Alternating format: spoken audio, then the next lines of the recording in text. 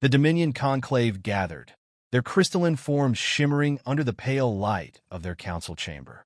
These beings, masters of the stars for millennia, surveyed countless worlds and classified them for conquest, alliance, or dismissal. Today, the discussion centered on a small, blue planet orbiting an unremarkable star. Earth, one counselor drawled, elongating the syllable with disdain. A Category 9 primitive sphere. Its inhabitants, humans, they call themselves, are a trifling species, still waging wars over imaginary lines, clinging to outdated systems of governance. Hardly worth our time. Another counselor, his voice laced with arrogance, added, their technological advancement is laughable. Combustion engines and rudimentary rockets? They only breached their atmosphere a few decades ago. The chamber erupted in derisive laughter, their collective pride swelling as they reviewed Earth's history. Brief flashes of human achievements played on crystalline screens. The Renaissance, the moon landing, the internet. To the Council, these were but curiosities, fleeting sparks from a dim civilization. Only Zarnak remained silent. Unlike his peers, he had spent decades analyzing this peculiar species. Their chaotic nature intrigued him, as did their rapid progression. Rising from his seat, Zarnak spoke, his tone measured yet firm. Counselors, while humanity's technological level is indeed modest by our standards, dismissing them entirely is unwise. History shows they are a species of extremes, adaptive, resilient, and unpredictable. Consider how quickly they rebuilt after global conflicts, how they turned scarce resources into monumental achievements. His words drew scoffs and murmurs. One counselor sneered, resilience? Adaptation? These are traits of countless lesser species. Humanity is no different. But they are different, Zarnak countered, his crystalline form glinting as he gestured toward the data streams. Their creativity surpasses logic. They turned warfare into an art, not out of love for destruction, but to survive. Their curiosity pushes them beyond limits, even when the odds are insurmountable. Speculation, another counselor interrupted. Irrelevant. We are not here to philosophize about this species' potential. Earth is a resource-rich planet. Its inhabitants are weak and divided. The decision is clear: conquest. Zarnak hesitated, but knew his warnings would be ignored. The Council had already drafted their plans. A fleet of 12 warships equipped with the Dominion's most advanced technologies would subdue Earth within days. The Councilors envisioned a swift, bloodless campaign. Humanity would surrender, and Earth's resources would be theirs. As the meeting concluded, Zarnak gazed at the holographic projection of Earth, a serene blue orb amidst the void. Beneath its calm exterior lay a species he knew was far from predictable. He whispered to himself, "You may dismiss them, but I wonder, how will we respond when they surprise us?" The fleet launched, their sleek vessels cutting through space with eerie precision. The Council anticipated an easy victory, certain that the humans, ignorant of galactic politics, would kneel before their might. What they failed to consider was humanity's unparalleled ability to rise when pushed to the brink. The alien fleet arrived in Earth's orbit, their colossal ships blotting out the stars. Initial broadcasts from the Dominion demanded unconditional surrender, their tone cold and dismissive. Across the globe, chaos erupted as communication networks flickered and satellites went offline. The invader strategy was clear: isolate humanity, overwhelm them with superior technology, and extract their resources. The first wave began with the deployment of automated drones. These sleek machines descended into major cities, equipped with energy weapons that made quick work of any resistance. Governments scrambled to respond, but conventional weapons were ineffective. Bullets ricocheted off the drone's shields, and missiles were intercepted before reaching their targets. To the Dominion, it appeared as though Earth was crumbling under their assault. But humanity was never one to concede easily. Even as panic spread, military leaders, engineers, and scientists convened in secret bunkers, exchanging fragmented information and formulating plans. It became evident that brute force would not win the day. Humanity's strength had always lain in its ingenuity and its capacity to adapt under pressure. In an abandoned research facility, a group of hackers worked tirelessly, analyzing the patterns of the alien drones. They discovered a flaw in their communication protocols, a vulnerability that could be exploited. Armed with this knowledge, they developed an improvised electromagnetic pulse weapon using salvage components. Their first test was crude but effective. In a decimated city square, a single EMP blast disabled a swarm of drones, sending them crashing to the ground. News of this victory spread quickly. Instructions for building similar weapons were disseminated through underground networks.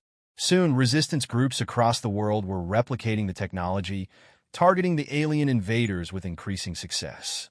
What began as isolated victories turned into coordinated efforts, as humanity's decentralized and chaotic nature became its greatest asset. The Dominion, accustomed to linear and predictable conflicts, struggled to adapt. Their AI systems misinterpreted the growing resistance as disorganized and insignificant. Reports of drones being repurposed by humans were dismissed as anomalies. But as more of their advanced technology fell into human hands, it became clear that this was no ordinary conquest. In the mountains of South America, a guerrilla group successfully hijacked an alien transport vessel, using it to launch a surprise attack on an enemy base. In Eastern Europe, engineers retrofitted captured drones, turning them against their original masters. The Dominion's technological advantage was slowly eroding, not through superior force but through sheer human ingenuity. As losses mounted, the fleet's commanders convened to reassess their strategy. For the first time, they considered the possibility that humanity might not be as primitive as they had assumed. Their AI system struggled to predict Earth's next moves, as human tactics defied logic and relied on creativity and instinct. Above the planet, the once confident Dominion fleet found itself in disarray. Humanity, united by a shared threat, was proving far more resourceful than anticipated. What the aliens had dismissed as a fractured, primitive species was rapidly becoming a formidable opponent. Earth was far from subdued, and the invaders were only beginning to understand the gravity of their miscalculation. The Dominion fleet was no longer an unstoppable force. Each passing day brought new setbacks as humanity unveiled a startling capacity for innovation and coordination. Alien systems that had seemed impenetrable were being dismantled, hacked, and repurposed. What had started as isolated acts of defiance had evolved into a global counteroffensive, unified not by government decree, but by humanity's collective will to survive. In secret facilities scattered across the planet, Earth's top scientists and engineers worked tirelessly to reverse-engineer the alien technology. What they found was both awe-inspiring and surprisingly vulnerable. Dominion systems relied heavily on centralized AI, designed for efficiency but prone to catastrophic failure when disrupted. Using captured components, human researchers developed algorithms capable of exploiting these weaknesses. One breakthrough came in the form of a quantum encryption override, allowing Earth forces to commandeer alien drones mid-flight. In coordinated strikes, hacked drones turned on their creators, sowing chaos among Dominion ranks. The invaders' own weapons became tools of resistance, and their advanced technology, once a symbol of superiority, became a liability in the hands of humanity. Meanwhile, in orbit, the Dominion fleet began encountering anomalies. Small, stealthy vessels, craft the aliens had not detected in their initial scans, were darting between their ships, deploying countermeasures that disrupted communications and targeting systems. These ships, built in secret by an experimental Earth program, were powered by cutting-edge propulsion systems that blended human ingenuity with recently acquired alien tech. Humanity had kept its greatest advancements hidden, not out of fear, but out of the foresight to protect them from misuse. What truly unnerved the Dominion was humanity's psychological edge. Alien civilizations typically folded under the pressure of such overwhelming force, opting for surrender to preserve their species. Humans, however, thrived in adversity. Stories of bravery and sacrifice fueled their resolve, with soldiers, civilians, and even children contributing to the fight. Engineers worked around the clock to fabricate new weapons. Farmers turned their equipment into improvised defenses. Artists inspired hope with their creations. This resilience was foreign to the Dominion. Their AI-driven culture, though advanced, lacked the adaptability born of struggle. Dominion strategies were precise, calculated, and reliant on predictability. Humanity, by contrast, was chaotic, unpredictable, and driven by an unquantifiable force, the will to endure. Zarnak observed these developments with growing fascination. From his vantage point aboard the fleet's command ship, he studied humanity's response with an admiration that bordered on reverence. This species, dismissed as primitive, had weaponized their very unpredictability. What his peers saw as chaos, he now recognized as a unique form of genius. The Dominion Council, however, remained divided. Some argued for a full-scale bombardment to wipe out resistance entirely, while others cautioned against further provocation. Zarnak warned them that escalating the conflict would only strengthen humanity's resolve.